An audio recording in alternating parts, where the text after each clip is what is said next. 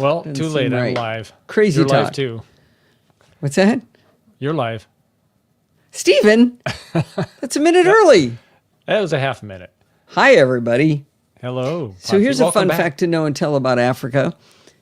A shot in the United States of alcohol is like an ounce or an ounce and a half sometimes. It's a half of an ounce in Africa. So every time they'd offer us a gin and tonic, they'd say a double. It's like, yeah, let's go. Well, at least the countries in Africa that we visited. I don't know if that's true throughout the Well, continent. yeah, we only drank in 3 of the 4 we went to, right? Right. Oh, actually, Steve, find the picture of us on the waterfall. So Okay. I've shown you all these crazy pictures of animals, but Victoria Falls is on the border of Zimbabwe and Zambia, and from the Zambia side, you can swim out to the edge of the waterfall, and we did it, and it was crazy, and it looks so dangerous. Yeah, it actually kind of felt dangerous a little bit. Yeah, it's on the list of stupid things we've done, but man, it was so fun. Why didn't you drink the 4th country? Because it was that was a day trip to Zambia to swim in the waterfall. Oh no, we did have gin and tonics in Zambia, Steve. Oh, that's right. Yeah, after the We right, had gin and we tonics had in 4 countries. what they like to call it high tea. But Yes. it's really just a chance to have some refreshments and Eat again. reflect on the day. All right, let's see if this works. Are you going to do the picture? Yeah, there we go. That is the edge of one of the tallest waterfalls in the world.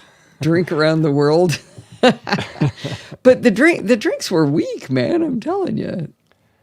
I wonder if the video is probably too big for me to... Probably. You know what I was thinking? What I want to find, let's see. I wonder if I can find it quickly enough. We really should start the show. Yeah, we should. But hang on, why is it not coming up? I took a picture of what it looks like from the other side.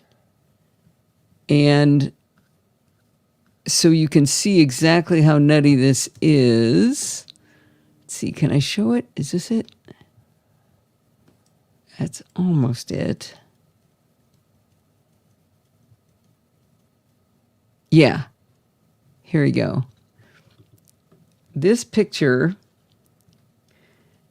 look in the center of the picture on the edge of the waterfall. You can see like a little bump sticking up next to an island.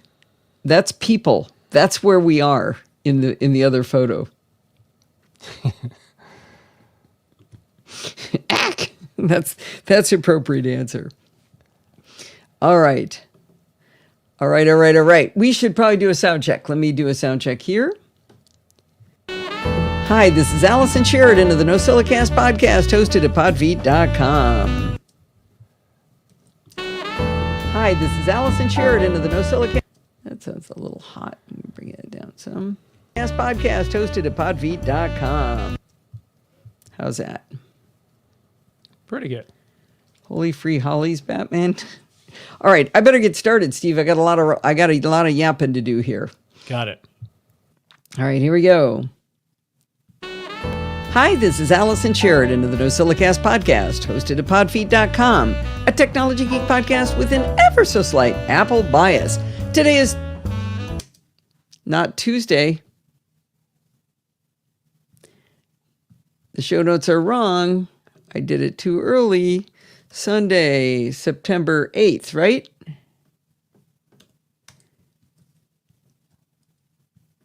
Okay, thank you.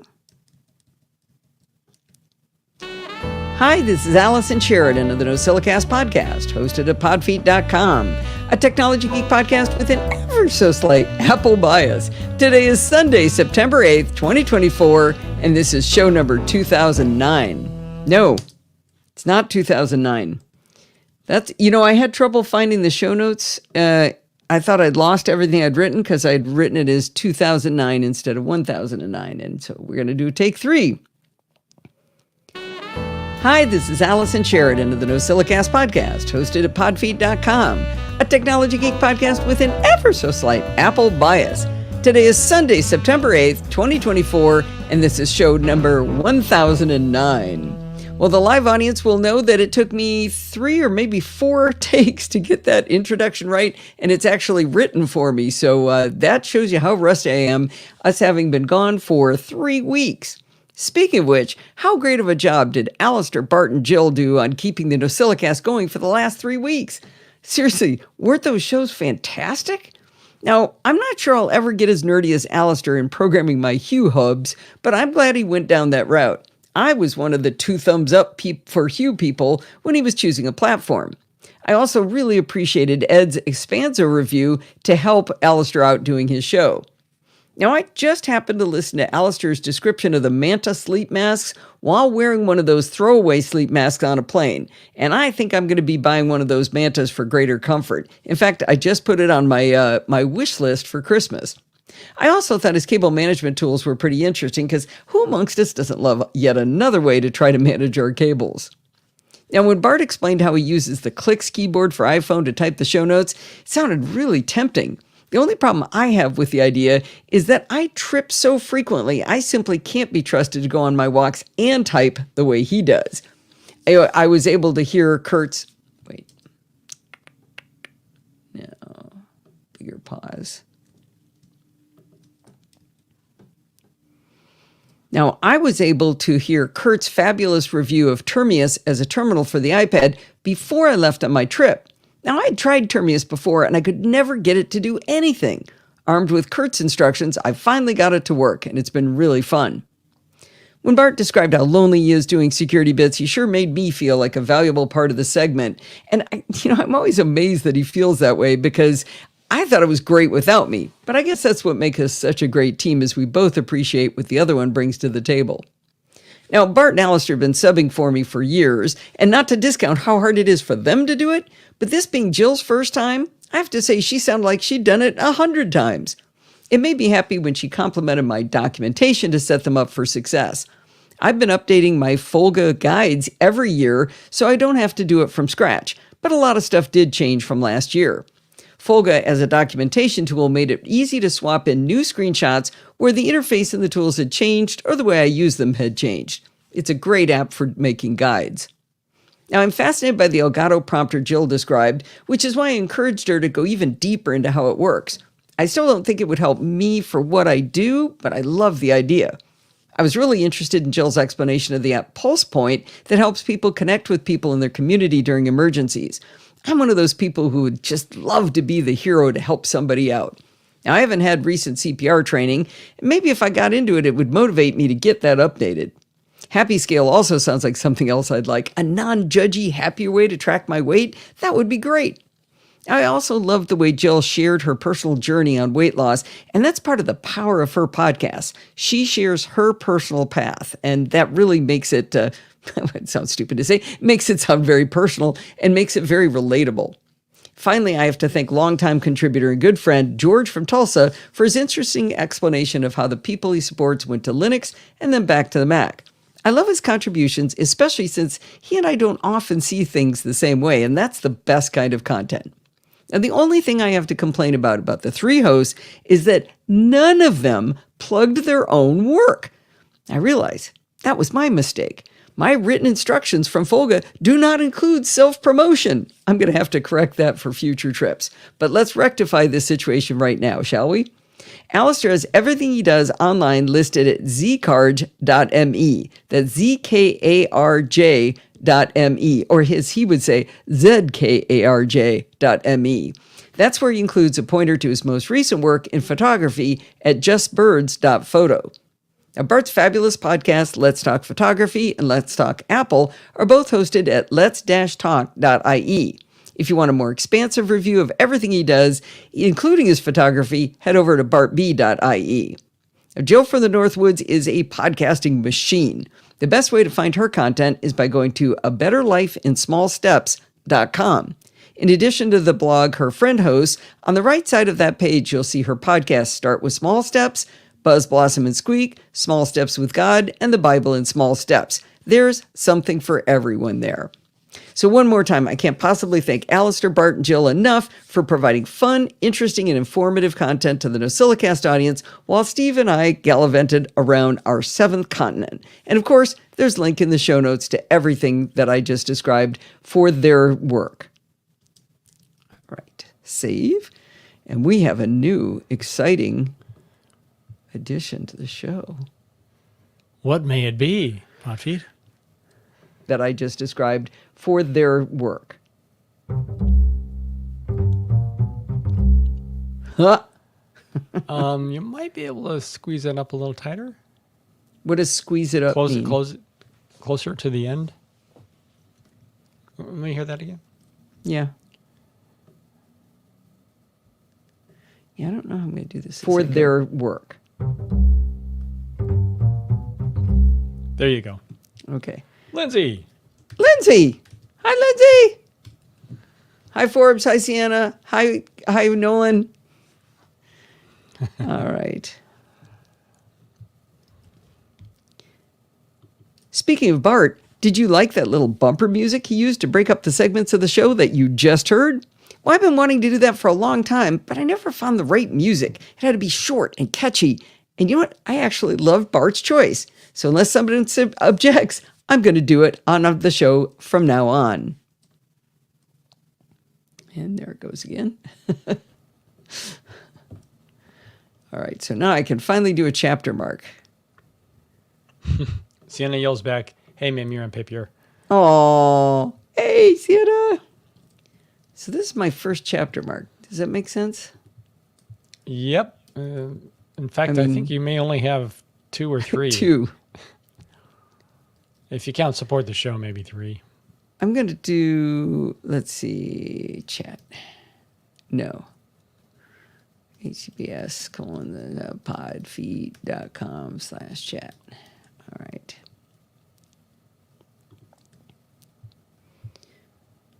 Tomorrow, Monday. No, you didn't start. Meme. Oh, really? I didn't know that, Sandy. Because, you know, Mimir is like a poorly pronounced mamer. That's where that came from. I did not know that. How did that not ever come up? Oh, Baba is cute. All right, get back to work, Allison.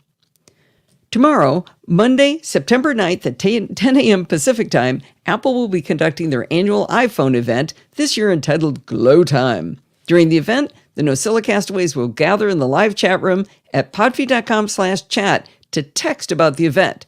Now, Steve and I are never on video or audio during these events because we don't want to distract from what we're all there to learn. I hope you'll consider joining us. So does the chapter go before or after the bumper? I think it goes after. After, yeah. On.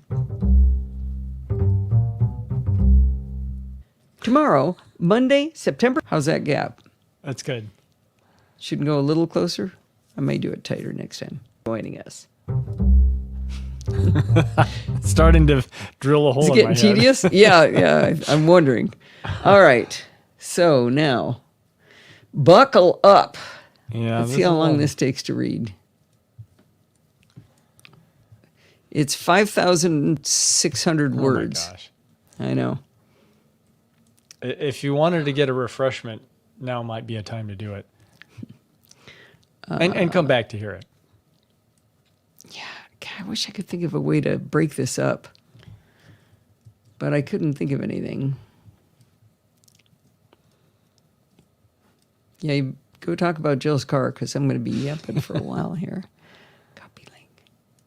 It's so pretty. Kevin got a new car too. All right. There we go.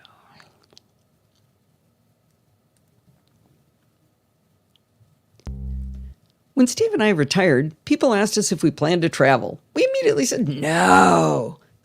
Evidently, we were wrong. We've really enjoyed traveling all around the world, and our recent trip to Africa was our 7th continent. We went to South Africa, Zimbabwe, Zambia, and Botswana. Every time we take one of these long, complex trips to distant lands, I learn more about how to deal with the tech challenges on travel. And this year was no exception. So let's talk about Tech on Travel, the Africa edition. Now, this isn't going to be a coherent story, but rather just a series of observations and solutions. Now, starting many years ago, whenever we were preparing for one of the more complex vacations, I created a diagram of the entire trip. I use a free web-based app from diagrams.net to create these diagrams. I started making these diagrams when we went to the Galapagos Islands, then to 2 cities in Peru, and finally to hike Machu Picchu in southern Peru. When I diagrammed out this trip, I discovered that in 2 instances, the travel agent hadn't arranged any flights for us. In her written documentation, we just magically appeared in a new city. When I queried her on this, she said, "Oh, yeah, like you're supposed to book those." To which I answered, "Exactly when were you going to tell me that, sweetie?" Also, I said, No, you're booking them. I don't know how to book travel and flights in Peru." Anyway, when we went to the United Arab Emirates, India, and Nepal, the diagram I created there was invaluable in answering the constant immigration questions because we were going in and out of countries all the time. And they ask you, where have you been? Where are you staying? And for how long? I was able to just hand them the diagram and they knew immediately where we were going, where we'd been, and how long we were staying. Now, since our trip to Africa was going to go through 4 countries with multiple inter-country flights and 9 different accommodations, the diagram was again invaluable. On my diagrams, I have kind of a standard formatting. I use light blue gradient boxes for the name of where we're going, such as Kruger National Park. In a yellow box next to each location, I put the name of the accommodations, such as Umbaba Eco Lodge, along with the date range and the day numbers. Now, I use day numbers because the travel agents usually provide the day's activities based on a day number because it's kind of a generic form thing that they've built and they don't know exactly what day you're going to be there, but they know a day number. Now, an arrowed line takes us from location to location, and next to each arrowed line is a blue circle with a white number in it. This number allows you to follow the bouncing ball on the diagram. If there's a flight to be taken between locations, there's a green box with the date and flight number. Often these flights cross days, so the departure time and date are on one end and arrival date and time on the other end.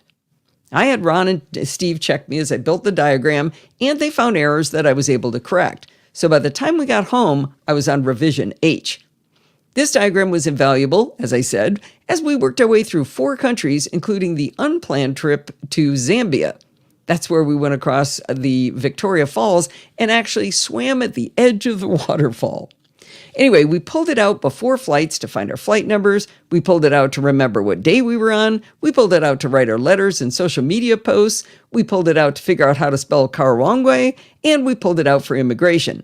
We also gave it to our friends and family so they knew where we were in case of emergency. I put a copy of the diagram in the article so you can see how it looks. And if you're interested in copying it for a trip, you might go on. I'll be glad to share the original file with you for you to modify. An important tip for a trip out of the country is to make sure you set all of your important travel documents to be stored locally on the mobile device you'll be traveling with. Steve and I use Google Drive for all of our travel documents like flight confirmations, itineraries, proof of travel insurance, and the all-important diagram. Before departure, we opened that drive on our phones and our Macs and on my iPad, and we told Google Drive to make all of them available locally. That's a really important tip. Now, the majority of the big trips we've been on have been organized by the UCLA Alumni Association. On these trips, the vast majority of the people we meet use iPhones. I remember being on the ship in Antarctica, and after we'd been out for a day's adventures with the penguins, everyone would collect in the cocktail lounge and use AirDrop to send photos to each other. Even when we went up to Brazil to see Iguazu Falls, it was the guide who showed us the fastest way to turn on AirDrop for everyone. If you want to know how to do this, I'm just going to give you his tip right now. Swipe down from the upper right to get to Control Center. Then press and hold in the middle of the section that shows Wi-Fi and cellular. Now, don't press on any of the icons, just in the middle of that box. Then you'll see an icon that says AirDrop Contacts Only, or it might say Receiving Off. If you tap that, you can change it to everyone for 10 minutes. It's a much faster way than having to drill down and figure out where the heck that's hidden inside settings. All right. Moving on, our trip to Africa was managed by G Adventures, which manages tours for National Geographic. With this trip, we were surprised to find the mix of Android and iPhone to be about 50-50. We also found a vast array of camera quality on the Android phones. At Victoria Falls, 2 women saw our buddy Ron take a cool artsy photo of us with the falls in the background, and they asked me to take those same pictures for them. Their cameras were dreadful, and I mean seriously bad. I could not come close to exposing both them and the falls in the background. Now, they seemed really happy with the photos I took, but I felt kind of bad for them. Now, on the other hand, a couple of people had snazzy, newish Android phones, and their cameras were fantastic. I noticed that both the Android and iPhone users all use pinch to zoom to take photos. Now, we know that pinching to zoom and going between camera magnifications actually does a kind of a digital interpolation, not purely optical, but you know what? They were very happy with their photos, so I didn't say a word. Having a mix of Android and iPhones presented a bit of a challenge sending photos back and forth since we couldn't use AirDrop. Now, the solution was the cross-platform app WhatsApp. I know folks outside of the US, you use this for pretty much all text communication, but in our circles, we don't know anyone who uses it. Luckily, I already had it installed on my phone, and I was already logged in, so when the guide made us our first WhatsApp group for that segment of the tour, I got to play along with everyone. However, Steve did not have it on his iPhone. No worries, a quick download and he should be sorted. But there was a problem. In order to get into WhatsApp, you must register your phone number and then be able to receive a text on that number. Well, since we are in foreign lands and we use AT&T, which charges pretty close to the cost of a kidney to use your number overseas, we had gotten eSIMs for travel. If you haven't ever done this before, it's really pretty easy. We went to a service called eSIMDB, and we looked up the countries where we were going and chose a duration and amount of data that we expected would meet our needs. We chose a company called GigSky, which we used with success in Argentina. Once you choose a company and get a discount code from eSIM.db, you download their app. It's eSIMDB.com. You download their app and actually buy a plan. The plan we chose was 10 gigabytes for 30 days for around $25. Now, AT&T is $20 per day per device. To be fair, we chose data only, not voice through GigSky, since we didn't think we'd use voice and it would have been much more expensive.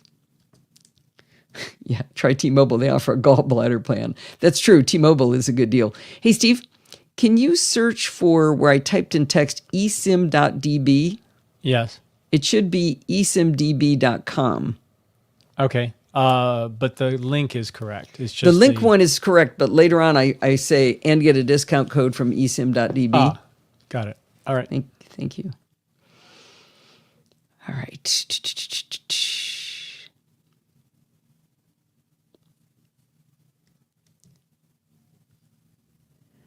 Mike Price from the chat room just pointed out that you could consider switching to T-Mobile because he says they have a gallbladder-only version of the options for international travel. It is a better deal. A couple of people on the trip had done that. Anyway, the app that you download, like the GigSky app, it installs the eSIM for you. But there's a lot of toggles and switches to make it work just right. I wouldn't say it's hard for a geek, but it is a bit challenging if your nerd muscles aren't flexed. So now, here's Steve with a data-only eSIM from GigSky, and he needs a text sent to his home cell phone number in order to play with the cool kids on WhatsApp. We toggled on his home line for data, and we tried to ask her for the code, but it didn't come through. Afraid of causing a house payment-sized charge from AT&T, we turned it off. About an hour later, it came through. Well, he rushed into WhatsApp and plugged that number in, but of course it had expired by then. We tried several times with no joy. Now, a couple of days later, we tried again, and I do not know what was different, but this time he was able to get the code quickly and get into WhatsApp. He was so happy to get to play with the cool kids. Now, the takeaways here are to get an eSIM to save money on travel and yet stay connected, but also, if you're traveling out of your own country and you're not already a WhatsApp user, be sure to install it and get it connected to your phone number before you leave. Now, back on the eSIM subject, you don't have to buy nearly as much data as we did. I actually ran out of my 10 gigabytes, but Steve let me tether off his phone for the last couple of days because he had extra, and our buddy Ron, who was traveling with us, didn't even run out of his data either. The interesting thing about the eSIM was that while GigSky worked flawlessly, it did not cover the country of Zimbabwe. I don't know what it is about the network in Zimbabwe, but none of the companies that covered the rest of Africa included Zimbabwe. Now, we bought two different eSIMs. They were each like $9 for 7 days that said they worked in Zimbabwe, but neither of them worked. So there's just something strange about the Zimbabwe network. And one more thought on not having access to your phone number while on travel. Make sure you pay all of your bills before you go, because financial services often use text messaging as a second factor authentication to verify you're you. Without access to SMS on that line, you may not be able to get in. Universal pay with bacon. You just like saying Zimbabwe. I do. I normally say that's just fun to say every time I say it. Zambia is fun too. Actually, Botswana is pretty fun. All right. Did you want to do a save there? I did. Thank you. Thanks, Kevin.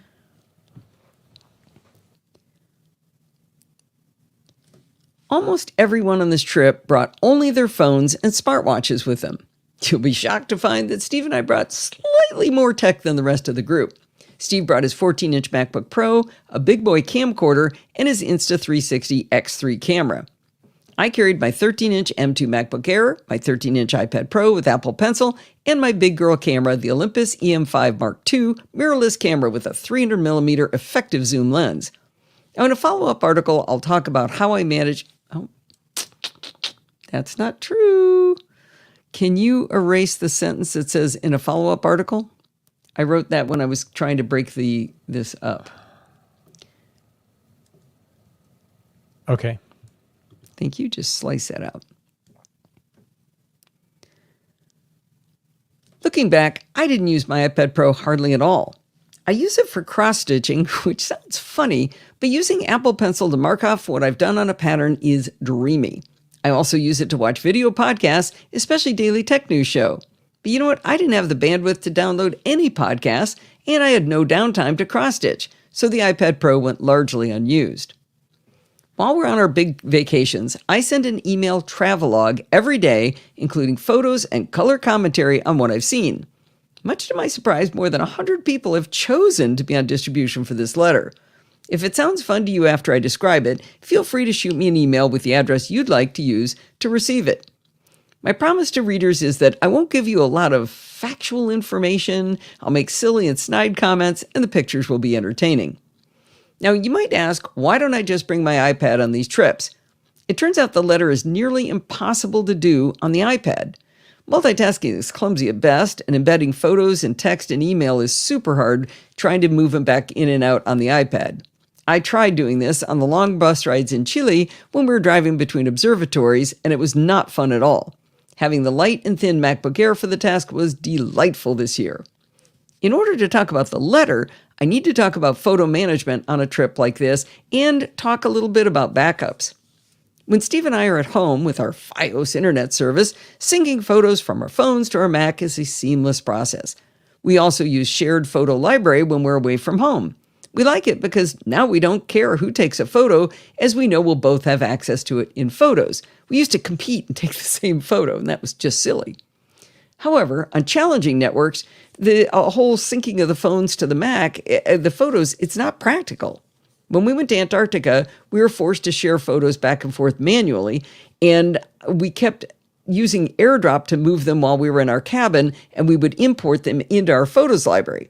The result, when we got back home, was massive duplication of images. I went through them all twice, and I deleted all the duplicates, but they all came back. So I've just, ship has sailed, Antarctica, half my photos are duplicated. On this trip, I was bound and determined not to have this happen. In locations with poor internet service, I needed a better plan.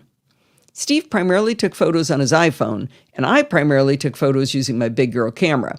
When I needed a photo from his phone, I did have him AirDrop it to me on my Mac rather than my iPhone, because I could force it to save to the Finder instead of going into Photos. It's possible you could do that on the iPhone. Now that I think about it, you might be able to do it into Files, but then Files would have to sync to get it to my Mac in order to get it in my letter, so that wouldn't work anyway. So yeah, I AirDropped them to my Mac into the Finder. I kept these images in a Delete Me folder in Finder, knowing that eventually when I got on good internets, his images would come into our shared photo library. I was particularly proud of how I managed the large RAW plus JPEG photos I took with my big girl camera. You can imagine that I took just a few more photos than necessary to keep, capturing giraffes, elephants, antelope, the lilac-breasted roller, which was my favorite bird, cheetahs and lions, not to mention dozens more of animals. For every sighting of an animal, I took dozens of photos. Bart has taught us the importance of trimming down the photos we keep, but Barting this many photos was going to be very hard. Instead of dragging all of the images into Apple Photos from my memory card via an SD card to USB-C adapter, I first dragged them into folders by date on my Mac. An important part of this process was to make sure those folders of images was not in any location that would try to sync with the cloud. If they went on the desktop, in Documents, in Dropbox, or Google Drive, then I'd have caused myself massive bandwidth issues. At this point, I have one backup of my big girl camera photos on my Mac. So I've got them on the memory card still, and now I've got a copy on my Mac. So that's good. I've got a backup. But we learned from our trip to the Galapagos in Peru that having a backup that's in the same bag where you carry the original, that's not really like a backup. Steve's backpack was stolen in Peru, and it included his cameras and his laptop. Luckily, on that trip, in a rare moment of foresight, I'd gotten us both SSD backup drives. I had us run backups on those drives before we left for the trip home, and most importantly, I carried Steve's backup drive in my backpack, and he carried mine. Rather than having lost all of the photos and videos that he took on an adventure of a lifetime, all he lost was stuff. Well, and his passport, but that's a whole nother plot line. Needless to say, I will never travel without swapping backup drives again. So to add to the process I described about moving the photos from my bigger camera to my Mac, I then added them to my backup drive, and I would hand it back to Steve. And that would remind him to run his own backups and hand me his backup drive. We swapped it every single day. Back in the previous adventure, we'd only done it once. We did it at the right time, but on this trip, man, we did it every single time. Every day, I should say. Now, there's one more complication of managing photos on this trip. Our last big adventure was in an amazing place called Our last big adventure. That's not quite the way I should say it. Every day, I should say. Now, save. Have I missed anything? Bird bedtime. I picture her tucking the bird in, you know? Thank you, Kevin. So you're editing. I don't need to do this.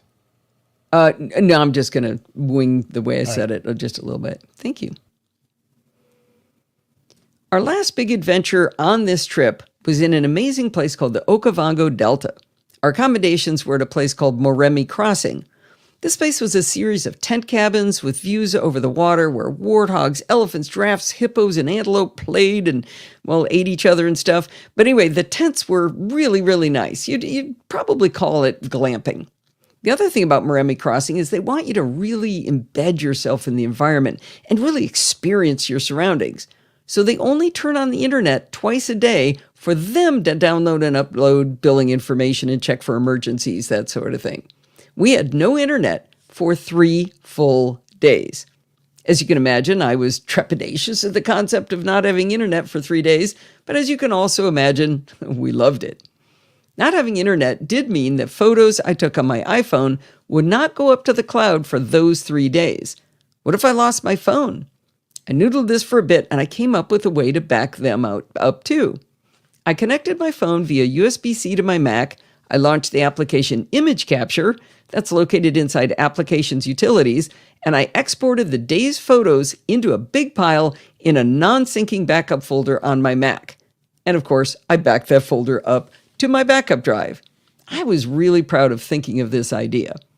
Now think about all the people who traveled only with their phones. It just gives me a cold chill to think of not having backups of all those precious memories. All right, now that I had all the photos from the big girl camera on the Mac, rather than drag them all into photos and then delete the ones I didn't want to keep, I came up with a much better process, inspired by our buddy Ron. Since I took both RAW and JPEG, there were 2 of every file. I tapped on the first JPEG in the day's listing, and I hit the spacebar to open it in Quick Look. So let's say it's of a group of elephants, and this one's a pretty good shot. I then hit the down arrow on my keyboard twice. I needed to skip over the RAW version of the photo because those take forever to come up, and plus it would look exactly like the JPEG. And then I'd look at the next picture. Chances are it's of the same group of elephants.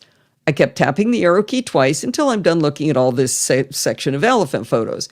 I chose the best of the series that I considered worthy of pulling into photos.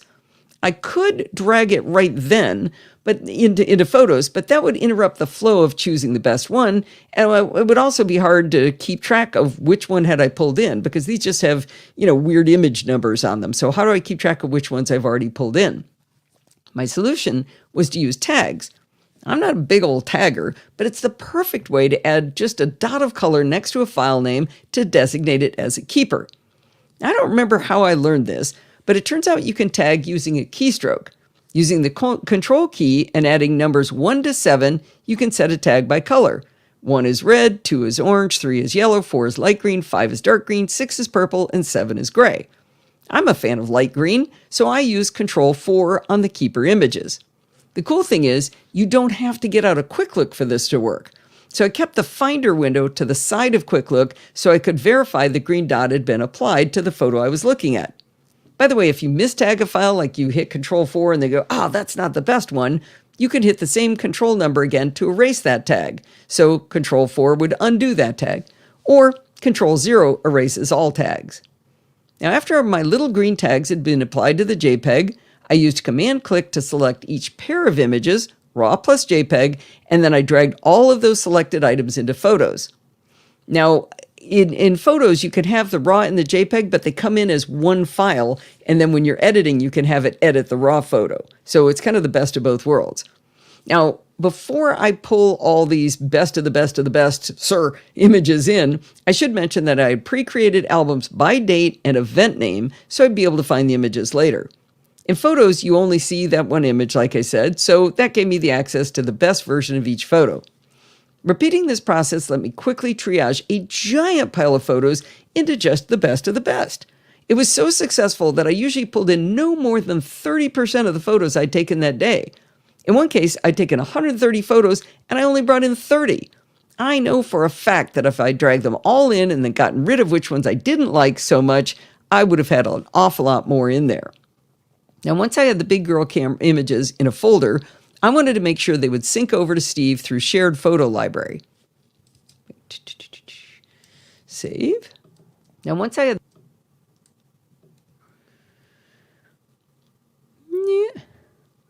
the big girl camera images in a folder in Apple Photos, I wanted to make sure they would sync over to Steve through shared photo library. While my iPhone's camera automatically puts them into the shared library, the imported images don't get that privilege.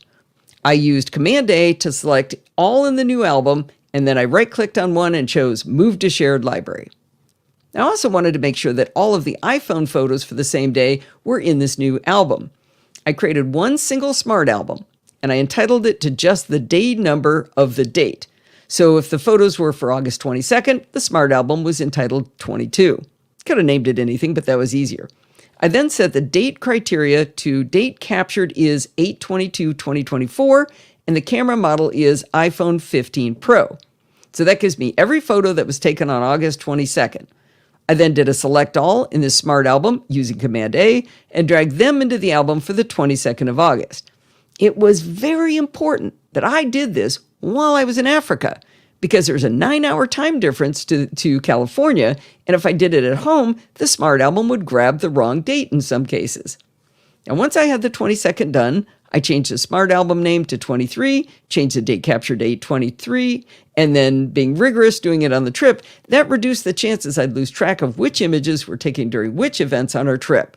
I'm sure I missed some, but I think it worked pretty well. Now you'll notice one flaw in this. All of the photos that Steve and I took on our iPhone is all of the photos Steve and I took on our iPhone. They did not go through that rigorous process that I did with my giant photos from my big girl camera. We're still deleting things that are silly. I mean, the pictures I take of my foot accidentally are mostly gone, but there's still 26 pictures of the same hyena. So anyway, we didn't do all of it perfectly. Now, as I mentioned earlier, Steve carried his big boy camcorder on the trip, and it was the right decision. With his 20-to-1 optical zoom lens, he was able to get amazing video well beyond anything you could get with a phone's camera. He paid special attention to how long he was recording, making lots of smaller clips rather than 10 straight minutes of an elephant herd knocking over a tree. Every day when I was feverishly going through my photos and writing up a witty commentary for my letter, Steve was reviewing his video clips, editing them down to just the best scenes, downsizing them to 480p so they'd squeak through the tiny internet pipes we had, and posting them to Facebook and Instagram. There were so many that I wished I could put in my letter, but it just wouldn't have worked. One of the coolest things we saw was a pack of endangered African painted dogs. Actually, Steve, can I promise them that you're gonna put them up on YouTube? Yes, the short videos, yes, and I'll make an album so they're all in one collection. Okay. Now that we're home, Steve is going to take higher resolution versions of those same video clips, and he's going to put them on YouTube into a collection so we can share those with you if you guys are interested in seeing all of the crazy animals. Well, the animals aren't crazy. It was crazy that we saw them. Speaking of crazy, one of the coolest things we saw was a pack of endangered African painted dogs. The 19 adults went off to hunt while the 14 puppies were left on their own. They were adorable. We watched them with delight for a while, and then the adults came back from the hunt. It turns out that these dogs have two stomachs. After a kill, they gobble up the food, the adults, and it goes in big unchewed chunks into the first stomach. Then they go back to the puppies, regurgitate the food, everyone scrambles to eat it, and it goes into the second stomach for digestion. I know that's a bit graphic, but it's a really efficient way to transport food to the puppies. Anyway, so the adults had all run off. They came back, and they barfed up the food, and the puppies went bananas. You could barely tell the swirling pack of colorful puppies from one another. I tried to take pictures, and I can't tell which puppy ends where. It's crazy because it was a swirling dervish thing. Anyway, the whole time they were doing this, they were yipping in this high-pitched sound that sounded like it was sped up. Now, I wished I could get that into my letter, but as I mentioned, bandwidth was a problem. But then we had an idea. Steve extracted just the audio, and that was small enough to include in my letter. Bet you want to listen to it, don't you? Well, of course, I'm going to let you hear it. All right, now, did I save that somewhere? You gave that to me, right? Where is it? Oh, nuts. Oh, there it is. There it is. All right. So I'm going to put that right here. Put it under interview. Okay. Listen to this, guys. I'll let you hear it.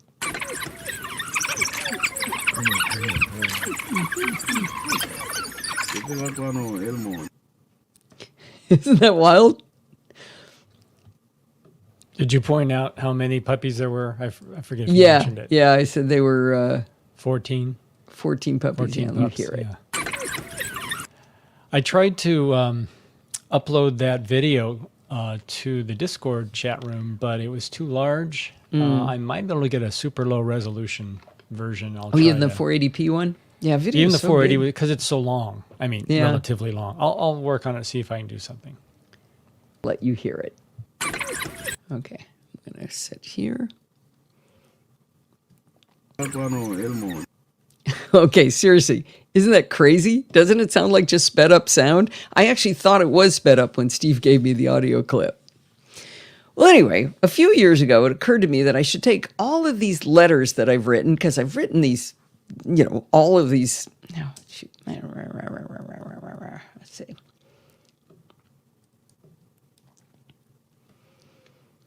It's a lot of work to put this travelogue letter together. And a few years ago, Wally Cherwinski actually said to me, he said, you should put that into one document so that you have it forever.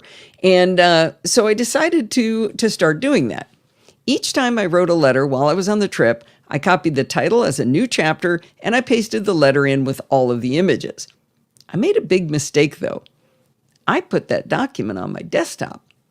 Think about it. Each day, I was adding a lot of data to the file, and most of the way through the trip, I realized that file was over 300 megabytes. So here I am trying very carefully to sip internet everywhere, and I'm syncing a 300 megabyte folder because it was sitting on my desktop, and it was going to iCloud. And every time I added to that document with a new day's adventure, iCloud was syncing the entire thing again. It might have been doing incrementals, but I'm not sure it was that smart. If I left it there, it was going to clog what little internet pipes we had, so I moved it to the top level of my user account, which is one of the very few places on my Mac that isn't syncing. Now, I should have probably mentioned this earlier, but one of the most useful pieces of tech Steve brought with him was his Fujifilm Technostabi image stabilized binoculars. You may remember Steve reviewing them 2 years ago when he first got them. While other folks had very good binoculars, when he let them look through his, they were amazed at how much better they could view the animals. With the 12x magnification, the image stabilization made a huge difference. We had so many safaris and they were so long that we often had extended periods of time to just watch the animals instead of trying to capture the images. So looking through these binoculars was a real treat. Now there's a new version out that's a whole kit worth of stuff, and the binoculars are now waterproof. They're $750 on Amazon, including a 64 gigabyte SD card, a soft backpack, an LED flashlight, and a cleaning kit, which we could have used in all the dust we ran into. And there's even a wrist strap for using it in the water. I don't know that I do that, but anyway. If you do look into getting one of these sets of binoculars, bring spare batteries on the trip, because you need batteries for the image stabilization. Including an SD card, the kit implies these binoculars capture digital images, but they don't. It's just an extra that they throw in. That's interesting, Steve. I didn't think about that. You added that note. Why did they throw in an SD card? I don't know. You're sure the new ones don't, right? So, say again? You're sure the new ones don't, right? Yes. It came up because Ron wanted a pair of those binoculars. And from the time we bought them to now, they've created this kit, not just the binoculars. So when he looked at it, he said, wait a minute, what's an SD card doing in there? And I said, I don't think that is for digital capture. And he bought them, and they are identical to ours, except they're waterproof. Oh, so he bought this kit. He bought the kit with the SD card. It's just, I guess if you're a photographer, you might want some of this gear. It's like they took a photography kit and they threw in the binoculars, or vice versa. Yeah, like the soft backpack. I don't know what backpack that is, but yeah. It is misleading, but they are not digital. Okay. They don't capture imagery. Okay, I'm going to mention that a little bit more. I'm going to say a little bit more. But they don't. It's just an extra that they throw in. It's funny, these binoculars are so good that it's actually kind of frustrating because you're like, oh, I want to capture this. I want to take a picture. And you can't. And every time we use them, we keep thinking that, like, oh, if this could only capture that image. Anyway, our buddy Ron bought the same binoculars on the trip on Steve's recommendation, and every day when he used them, he thanks Steve again for the recommendation. I know $750 is a lot, but they're worth it. They're just amazing. All right, let's change gears a little bit. When on a trip to distant lands, one of the tricky bits is that the countries you visit may not use the same plug/outlet configuration as your home country. I'm lucky that I have a pocket electrical engineer in the house, but it's still not a guarantee of success. We've used a lot of different solutions to solve this problem over the years. I still laugh remembering we were going to travel to England, Ireland, and Belgium to visit Don McAllister, Bart, and Nightwise. I called Bart on Skype to show him the adapter we'd bought, and I asked him, is this the right plug for the UK? And he confirmed that it was. When we got to our accommodations near his house in Ireland, the plug didn't match the outlets. Sure, you can see the flaw in my question. I was so uneducated about his part of the world that I thought Ireland was part of the UK. Real facepalm in that one for sure. For this trip, we bought 2 universal travel adapters, one for each of us, from a company called Vintar. I'm sure a lot of companies make this, but this adapter allows you to slide on different plug configurations, and then on the front it has one US grounded outlet, 2 USB-C, and 1 USB-A connection. On the top, it has another US ungrounded outlet. That combination gave us lots of flexibility. And that Vintar adapter is $36 on Amazon, and of course, there's a link in the show notes. This trip was one of the most sedentary trips, combined with lots of food, that we've ever taken. They'd wake us up at 5:30 a.m., and at 6 a.m., they'd escort us in the dark from our cabins. You see, at that hour, the elephants and warthogs and other beasts are still up and about, so it's not safe to walk by yourself. We'd have first breakfast at 6 a.m., and then we walk a few steps to the Jeep. We'd go on a 3-hour safari and come back for second breakfast. We'd have a little rest up, then have lunch, and then it would be too hot to do anything, so we'd have a siesta. This is when I would write my travelogue, and Steve would work on his videos. After nap time, it was time for high tea. I think we should institute high tea in the U.S. because it's a lovely excuse to eat again. We then waddled to the Jeeps for another safari. At sundown, they'd pull the Jeeps onto a good position to watch the sunset with not as many wild animals around. I mean, one time there were a lot of wild African buffaloes, but it was fine. Anyway, they'd get us out of the Jeeps and pour us gin and tonics and give us snacks because we hadn't been fed in forever. After that, we'd drive back maybe a half hour to our lodging where we'd have dinner. 5 meals a day was just right, including those snacks. In that entire time, we probably walked, 2,000 steps a day if I'm rounding up.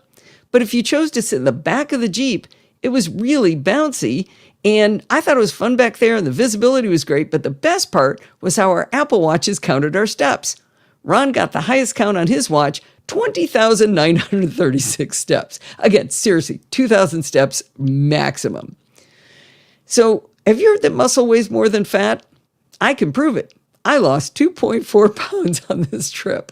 I am so out of shape. Back to tech.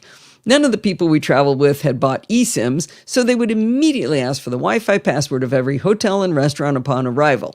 I was really pleased to see that every single one of them was a complex password. They all had upper and lowercase letters, numbers, and symbols in them. I know that didn't make it secure for me, but I was pleased they all knew enough to make it secure from folks using it without being a customer. The one exception was really funny. We went to a restaurant called The Duck. I asked the waitress for the password, and she simply turned around. On the back of her shirt, it said, "Quack, quack." Isn't that awesome? That made me laugh. Let's see, when we went hiking up in the high Sierras this year with our friends Bill and Diane, we were out in the wilderness enough that far enough out that we didn't have internet. Well, however, we were able to use the Apple SOS feature on our phones to drop pins as we hiked along. Our other friends are nerdy enough that we knew if we didn't report back in after a few days, they'd look at Find Friends to see our locations. But in Africa, Ron tried to do SOS, but alas, it hasn't come to Africa yet. Now, I mentioned how bouncy the vehicles were on this trip, but the guide did his best to go slow most of the time, minimizing, knocking fillings out of our teeth. On our last day, we had just fjorded a river. The vehicles have snorkels for air intake, so they could do that, when our driver got a message on the radio that a pair of leopards was fighting over a kill. He told us, "Hold on," and he took off much faster than we'd ever gone before. I'm not exaggerating when I say that we caught air a few times as we bounced over the terrain. After about 15 minutes, they found the leopards and we had quite a show. After we watched for a while, we started to drive away. The spotter started looking around the cab for something he dropped, and someone said that it was his iPhone he was looking for. Steve said, "Speaking of phones," and realized he couldn't find his. We had them stop and we began to search the vehicle. I tried using my Apple Watch to see if I could ping my phone, and it worked. I don't know, I was wondering, was some sort of internet required? I wanted to double check it. So I had Steve try it on his watch, but sadly, his phone did not answer. That confirmed there was no reason to keep looking in the vehicle.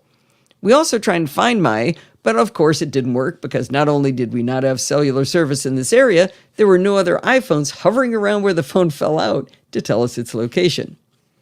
Now, remember how clever I was to back up my iPhone photos when we had no internet? Steve hadn't done that step, which meant he was going to be losing some of his photos that hadn't synced to iCloud. Now, the spotter and tracker on this ship were very skilled. Did I say ship? Oh, that's good. I like the lion. Oh my God, that's so good. That's great, John. Sorry. Let's see. Now, the spotter and tracker on this ship were, I did say ship, not ship, trip.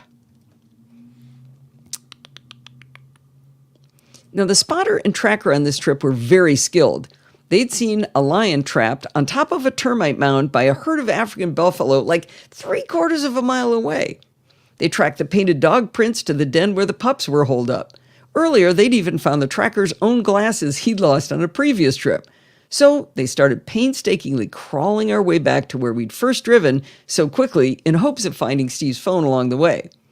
Steve was bummed about losing the phone, and I was really bummed it was right before a new model was coming out because I was like, I'm not buying you a new phone right before that. I'm not like he would buy it, but you know what I mean. And Steve was not hopeful they'd be able to find it. He was also bummed about losing the photos, and he was bummed about wrecking the last day of the safari for everyone else because for all this time, we weren't going and finding new animals. But after 45 minutes of crawling along, the tracker found Steve's phone. The bottom line here is that, like every big trip, we learned more tips and tricks about how to use technology to capture our experiences. This might have been the coolest adventure we've ever been on, and we made the tech work for us. All right, that wasn't quite as long as I thought it would be. 6:30, what was that? 34 minutes. Okay. What did your app say it would be? 52. One of the apps said it was. I knew I spoke faster than that. Okay. And now, should I save? Is Kevin yelling at me to save? Yep. Probably. Yeah, we were pretty happy with that. All right. Work for us. I like this bumper.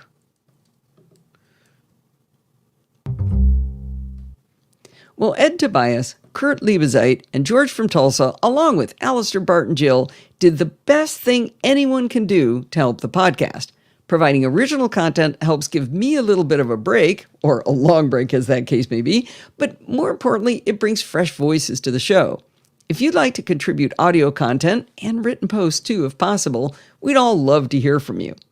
But you know what? If that sounds too hard, and listen to Jill, it is hard, consider making a financial donation to help keep the servers running and the audio equipment in tip-top shape by going to podfeed.com/Patreon to show your support. Alrighty, we are coming into the home stretch here. It's time for chit-chat. Now, I don't know if you should do bumper plus the chit-chat opening theme. There won't be a... Oh, you're right. I think you can just get by Oh, with you're the right. chit-chat. I forgot I have the chit-chat music.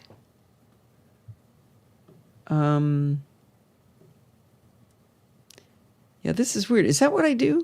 Do I do chit-chat opening music? I thought you I think did. so. Yeah, I guess I should. If I don't not, see why you wouldn't. I mean, where else would you put I just it? have Maybe it's a new change. security you know? bits? Yeah. Yeah, I just don't remember. It's been a while. I'll has grant been you a while. that. It's been a month. All right, let's. Yeah, you're right. Not that bumper. I also have to remember to take the word bumper out. Hope you gave him some bacon. Patreon to show your support.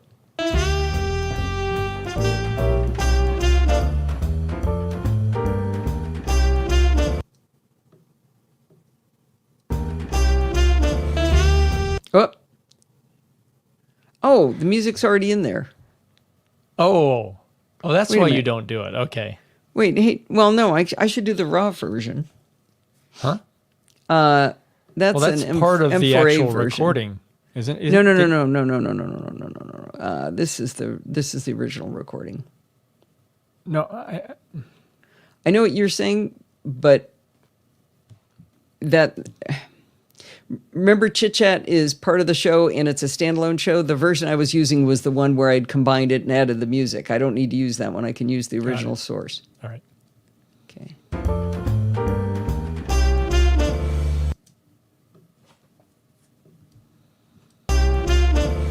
Well, it's that time of the week again. It's time for Chit Chat Across the Pond, and I'm joined yet again. What's wrong? The audio sounds a little off. Yeah, because it's my Rode mic. Oh, you were at Lindsay's, right? Yeah. By Adam Engst of Tidbits. How you doing today, Adam? I'm doing good, and my pond is right there. There you go. It's important to always keep... It's a little low. That in So, focus. Well, I've been out... Yes. No sound mark from Adam. Sound mark. Yeah. Oh, there is one, but it's in another... That's right. It's in another file. I'll just be disappointed all night. That's okay. Okay. I'm joking. I have to... Don't worry about it. No.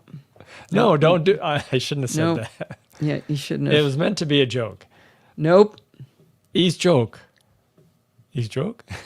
Oh, God. Here we go. Let's see. Where... I think it's here. Oh, this is going to be bad. Yeah. Let's see. Is this Shouldn't it? do it. Plink! Okay, I got to Wow. mute this. Let's see. Plink! He's got a very energetic plink. Yeah.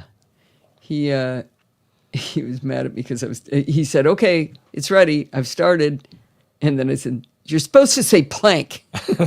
He's still in training, you know. Well, it's that time of the week again. It's time for Chit Chat Across the Pond, and I'm joined. Yeah, you can, if you don't want to subscribe to Chit Chat Across the Pond, you can keep it in here, or you can listen to it that way, whichever you prefer. Or you can just stop listening here and listen to it manually in the other one. All right. Thanks, Allison. That is a weird side effect. I'm going to lose downloads. Who cares? All right, here we go.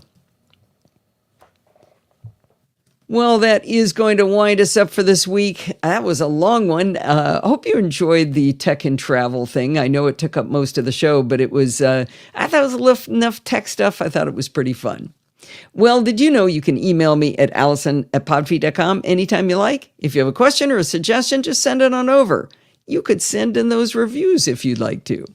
And remember, everything good starts with podfeet.com. You can follow me on Mastodon at podfeet.com/Mastodon.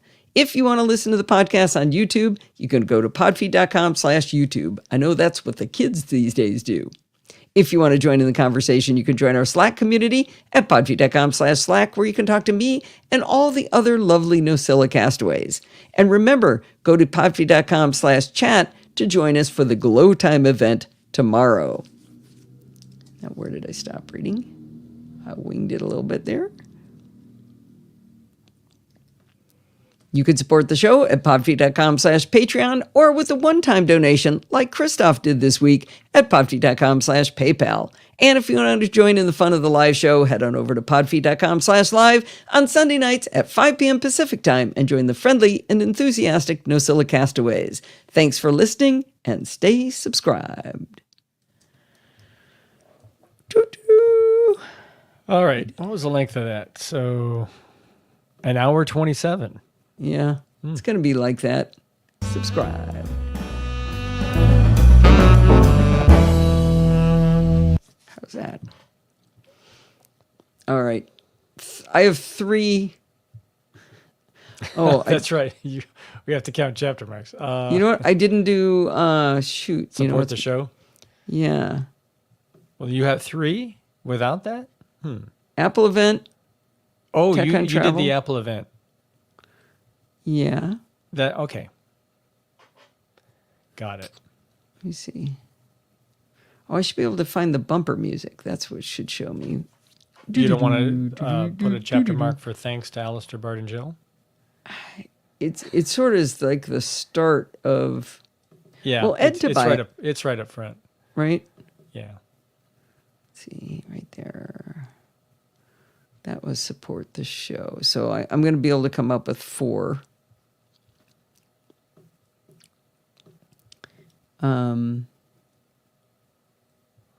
Is 4 the right answer? Yeah. 1, 2, 3, 4. Yep. That should do it. All right. All right. We will see you all tomorrow. It's 6:02. I've held the class late from class here. Exporting. All right. We will see everybody tomorrow. It's going to be fun. You bet. Be there or be square. Or Bye, be an app. Sienna. Bye, Forbes. Bye, Nolan. Bye, Lindsay. Bye, Tondies. All right. See you guys.